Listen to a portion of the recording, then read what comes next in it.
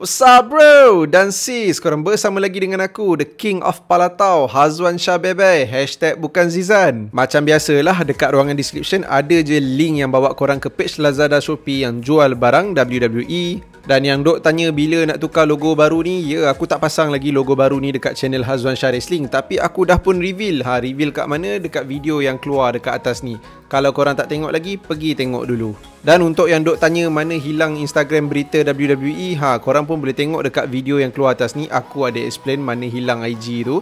Dan dalam video tu pun aku ada reveal lah yang aku ni min sebenar IG berita WWE. Kalau korang dah tengok video tu, korang tahulah yang dah tak ada lagi dah Instagram berita WWE. Jadi apa yang korang boleh buat sekarang ni, korang support balik Instagram baru berita WWE, iaitu berita WWE 2.0. Jadi guys, video kali ni aku nak review WWE Clash of Champions. Tapi sebelum aku teruskan, kalau korang tak tekan lagi butang subscribe, make sure korang tekan dulu butang subscribe. Tekan sekali butang loceng sebelah butang subscribe.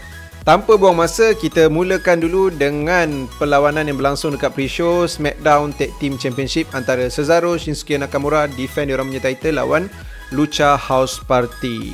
Persoalan yang pertama, kenapa perlawanan Cesaro mesti dekat pre-show?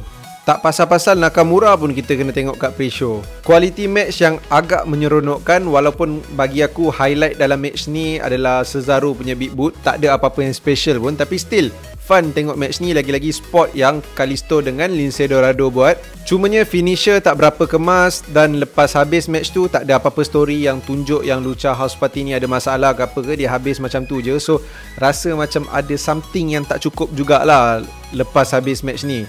Dan keputusan kat sini, Cesaro dengan Nakamura kekal sebagai SmackDown Tag Team Champion. Dan bagi aku tak ada masalah lah benda tu. Aku tak kisah kalau Lucha House Party menang jadi new champion.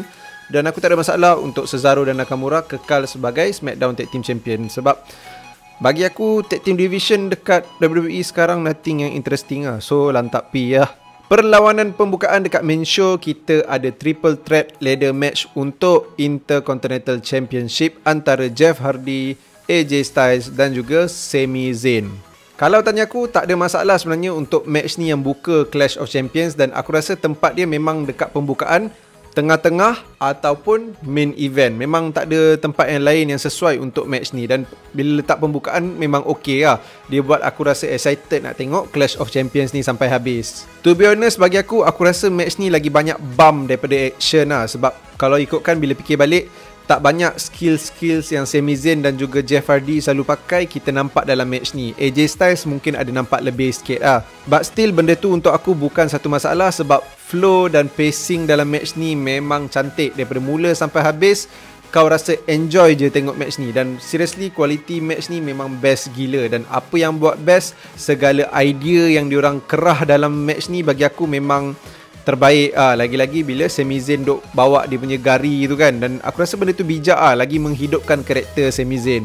Bila dia orang duk campak orang sana sini, Jeff Hardy buat Swanton Bomb daripada tangga yang tinggi turun kat Sami Zayn ke bawah tu.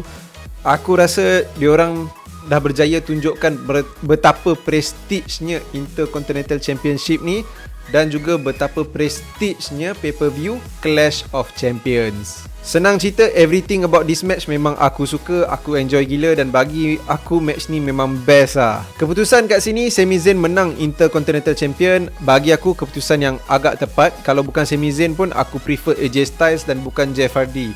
Kenapa bukan Jeff Hardy? Sebab aku rasa Jeff Hardy lepas ni dah boleh ni kot try lawan try cabar Roman Reigns untuk WWE Universal Champion.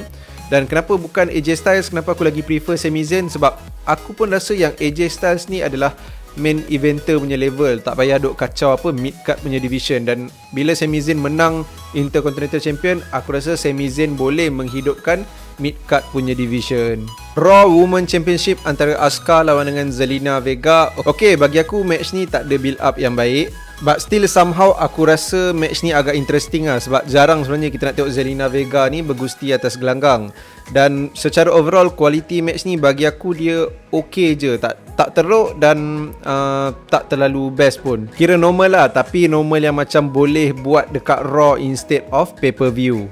Dalam match ni Zelina Vega memang nampak amatur gila, tapi walau macam mana pun aku still happy sebab Aku nampak effort Zelina Vega ni untuk tunjuk segala skill yang dia boleh keluarkan dalam match ni. Walaupun sebenarnya aku rasa dia banyak lagi simpan skill-skill dia, tapi still untuk bagi aku ini macam proses pengenalan jugalah untuk kita tengok apa yang Zelina Vega betul-betul boleh buat kan. Lagi-lagi inilah match paling besar dia dalam WWE, cabar Asuka untuk Raw Women's Champion. So effort dia still okay, but then bila habis match kita nampak dia ada serang Asuka balik. Kata kalau feud diorang ni berterusan, aku boleh accept sebab macam aku cakap tadi aku rasa dia simpan banyak lagi. Mungkin lepas ni dia mungkin boleh tunjuk lebih lagi. Dan mungkin juga dalam perlawanan ni dia banyak save movement dia ke apa ke, sebab Asuka lepas tu akan muncul dalam perlawanan. Ada satu lagi perlawanan yang aku akan cerita kejap lagi ya. So mungkin WWE tak nak penatkan Asuka, tak nak buat Asuka buat kerja yang bertindan lebih-lebih kot. Dan yes, keputusan yang tepat sebab aku rasa terlalu awal lagi untuk Zelina Vega menang Raw Women's Champion.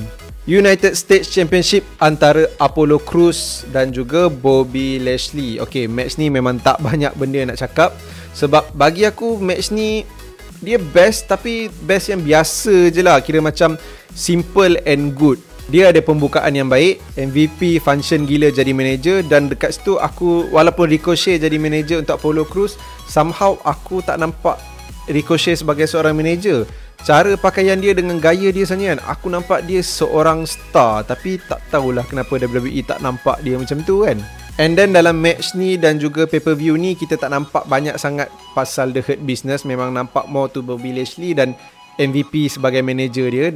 Tapi still, walaupun tak nampak sangat ke apa kan, aku makin lama aku suka dengan stable The Hurt Business ni, sebab diorang berjaya tunjuk kat kita visi misi diorang tu dengan jelas. Lagi-lagi pengaruh kuat dia adalah MVP lah. Aku rasa function MVP sebagai apa, tukang bercakap dalam The Hurt Business ni, buat The Hurt Business ni seronok untuk ditonton. Dan dalam masa yang sama nampak legit lah diorang nak buat business.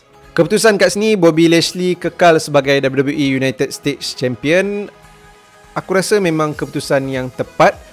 Walaupun sebenarnya Bobby Lashley ni aku prefer dia duduk dekat scene main eventer, tak payah kacau mid carder. Kalau macam mid carder ni mungkin lah diorang boleh bagi macam apa, MVP ataupun Shelton Benjamin yang pegang United States Champion. Even Cedric Alexander pun okey.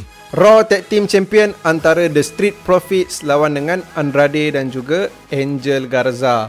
Satu perlawanan yang bagi aku sebenarnya best lah. Aku rasa pacing dia daripada mula sampai habis memang laju, tak ada buat aku rasa ngantuk. Even dia ada pembukaan yang baik. Dan bila aku kata match ni best kan, aku tak sangka sebenarnya, sebab dalam video yang lepas pun aku dah bagi tahu, aku tak tahu kenapa WWE buat match diorang ni lagi kan. Tapi bagi aku bila perlawanan tu dah best, aku dah tak boleh argue benda tu. Aku rasa puas hati. So aku dah tak nak argue kenapa WWE buat perlawanan diorang tu, sebab WWE dah bagi perlawanan yang best. Perlawanan diorang dua ni bagi aku memang best. Andrade dengan Angel Garza dalam match ni memang nampak synchronize gila as a tag team. So aku rasa diorang boleh kekal sebagai tag team untuk satu tempoh yang agak lama. Dan bila Angel Garza time tu buat flying Spanish flying man apa benda lah, Spanish fly. Aku tak tahu sangat nama move tu, tapi basically macam rock bottom terbalik daripada top rope. Montez Ford kick out move tu, aku rasa move tu boleh jadi macam move finisher lah. So bila kick out, aku tak tahu apa yang aku nak rasa. Aku rasa macam janganlah kick out. Kalau janganlah kick out, kira nampak lah macam gah move tu. Tapi bila aku kata macam kenapa tak kick out, barulah rasa macam level-level match-match yang kita suka tengok lah. Ada spot yang sedap, tapi benda tu bukan finisher, last orang kick out kan. So satu feeling yang aku tak tahu nak rasa apa lah. But then yang buat aku rasa macam walaupun match ni best adalah keputusan match ni. Bila Street Profits kekal sebagai Raw Tag Team Champion, walaupun Andrade dah kick out pada kiraan yang kedua, memang tak restart match ke apa ke, memang diteruskan sebagai Street Profits kekal sebagai Raw Tag Team Champion. Dan ini bermaksud yang mungkin akan ada lagi match diorang. So mungkin lah, yelah, takkanlah Andrade dengan Angel Garza nak macam tu kalah kan. Memang aku rasa akan ada lagi lah repeat. Mungkin diorang akan kata Street Profits menang dengan tipu kan, Andrade kick out. Mana boleh nak macam tu apa ke. Aku tak tahu nak rasa apa. Patut ke diorang berlawan lagi ataupun tidak. Kalau diorang berlawan lagi, satu je lah harapan aku, tolong match lagi best daripada Clash of Champions punya match. WWE kena buat kita rasa enjoy nak tonton diorang punya tag team division. Come on WWE.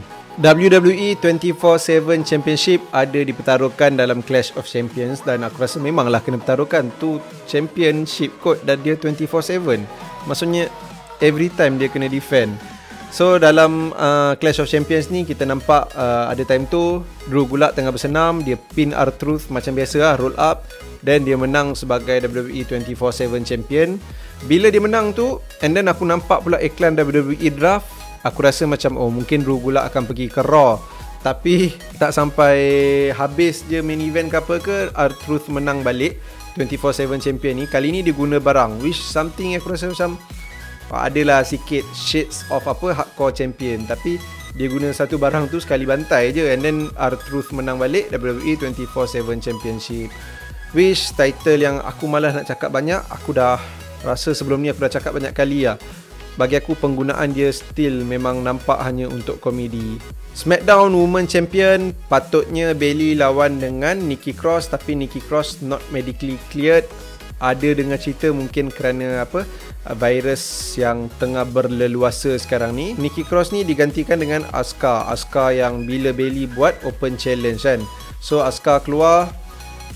Somehow aku dah mula enjoy dah match ni kan, sebab dia start dengan sangat baik, pacing dia pun laju dan rasa macam match ni akan jadi best. Tapi dia habis tergantung macam tu je bila Bayley bantai Asuka guna kerusi dan Asuka menang via DQ. Tapi Bayley kekal lah sebagai SmackDown Champion.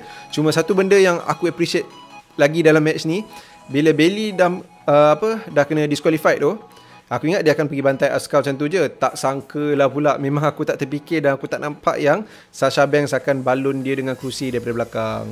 Ramai yang berpendapat yang mungkin Sasha Banks tak patut munculkan diri dulu, return dekat buat comeback dekat Royal Rumble nanti. Tapi bagi aku benda tu lama sangat, sebab Sasha bukannya injured betul-betul pun.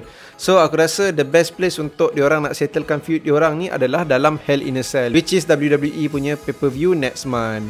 Disebabkan Asuka ada dalam match ni lah, aku rasa Zelina Vega tak tunjuk banyak skill yang dia ada dekat match diorang dekat Raw Women Champion tu. Dan satu lagi benda yang aku suka dekat match Bayley dengan Asuka ni, bila Bayley duk panggil-panggil Michael Cole. Penggunaan Michael Cole dalam kehidupan Bayley ni lah, aku rasa macam nice juga benda tu. WWE Championship dipertaruhkan dalam ambulance match antara Drew McIntyre lawan dengan Randy Orton. Satu perlawanan yang bagi aku sebenarnya match ni lah patut jadi main event, sebab ambulance match kot, dia bukan match biasa-biasa. Plus kualiti perlawanan match ni pun bagi aku memang best. Lagi-lagi spot-spot yang diorang buat dekat ni lah, dekat ambulance. Dia claymore pintu ambulance, lepas tu Drew McIntyre landing dekat cermin depan ambulance. So aku rasa benda-benda yang berlaku dekat sekeliling ambulance tu memang interesting lah. Dan macam aku cakap tadi, match ni best. So match ni lah patut jadi main event. Dalam match ni juga kita nampak Big Show, Christian dan juga Shawn Michaels ada serang Randy Orton. So kalau nak ikutkan sebenarnya, kalaulah logik lah, kalau Randy Orton tak diserang, mungkin Randy Orton akan menang lah kot. Dia akan jadi new WWE Champion. Sebab bila dia dah kena serang dengan 3 legend ni pun still tak senang juga untuk Drew McIntyre nak kalahkan Randy Orton. Dan aku rasa bila Randy Orton kena serang dengan 3 legend and then kalah, still karakter Randy Orton ni sebenarnya di-protected lah. Memang aku rasa bijak lah supaya tak buat Randy Orton nampak kalah clean ke apa kan. Kalau tak nanti nampak lemah sangat pula Randy Orton kalangan Drew McIntyre. Jadi apa yang patut berlaku dekat Randy Orton lepas ni lah yang bagi aku tak berapa clear. Sebab bila dia dah kena serang legend-legend ni, takkan dia nak kejar balik legend-legend ni lepas ni. So aku rasa macam lah kau ulang balik benda sama kan. Nak kata Randy Orton belajar daripada kesilapan, dah tak ulang lagi benda-benda ni, macam tak best pula. Sebab benda tu lah yang buat karakter Randy Orton ni best. Jadi aku rasa the best idea untuk Randy Orton lepas ni, dah habis Clash of Champions ni semua, adalah untuk Randy Orton didraftkan ke SmackDown. So mungkin dekat situ ada idea-idea yang lebih fresh lah untuk Randy Orton. So ambulance match Randy Orton, Drew McIntyre best. Dan aku tak sangka lah sebenarnya match diorang ni best. Main event kita ada Roman Reigns lawan dengan Jey Uso untuk WWE Universal Champion. Tak silap aku, ini adalah perlawanan pertama Jey Uso dekat main event dalam pay-per-view. Tak boleh recall lah kalau ada sebelum ni. Dan dia berjaya bawa watak underdog tu dengan sangat baik. Walaupun bagi aku sebenarnya kan, secara overall untuk match ni match ni dia, kalau tanya aku, pacing dia, kualiti perlawanan memang tak best lah. Dia slow, tapi still aku ada rasa match ni best juga untuk tengok sebab dia ada story yang dia cuba nak sampaikan. So dari segi storytelling dalam match memang baik. Kualiti perlawanan bagi aku memang bosan. Dari segi storyline yang diorang pakai ni, aku rasa macam diorang ada lebih-lebih sikit sebab untuk aku rasa tak perlulah kot untuk Roman nak gila kuasa sangat jadi tribal chief. Cukuplah dia macam apa, duk kata dengan Jey Uso tak payah lawan dengan dia sebab dia yang patut jadi champion. Jey Uso tak boleh ambil champion tu, dia yang kena sara the whole family diorang ke apa kan. Tapi bila nak jadi tribal chief tu nampak macam over sikit lah. But then benda tu bukan satu isu yang besar pun lah. Itu apa yang aku rasa je. But still, dengan apa yang berlaku daripada mula sampai habis match, aku tak boleh deny yang Roman Reigns memang terbaik gila bawa watak jahat. Memang lagi-lagi bila dia duk bantai Jey Uso, nak Jey Uso mengaku yang dia tribal chief. Lepas tu Jimmy Uso datang nak campak tuala apa kan. Memang nampak macam memang dia ni memang watak jahat yang memang aku sampai rasa nak mencarut pada kan. So maksudnya Roman berjaya bawa watak jahat tu dengan sangat baik. Kan aku dah cakap dari dulu lagi, Roman ni patut bagi watak jahat. Tengok betapa bestnya dia bawa watak jahat nak compare dengan dia bawa watak baik tu. Finishing yang agak cantik dan agak special lah sebab jarang kita tengok ending yang macam ni. Jimmy Uso baling tuala putih sebagai tanda Jey Uso surrender. Dan keputusan kat sini Roman Reigns kekal sebagai WWE Universal Champion. Obviously keputusan yang aku rasa 100% memang kena bagi Roman retain. Takkan Roman nak kalah Universal Champion ni awal, lepas tu kalah pula dengan Jey Uso kan. Nampak macam tak logik untuk Jey Uso nak menang match ni. So keputusan yang memang aku rasa semua orang dah boleh agak dah.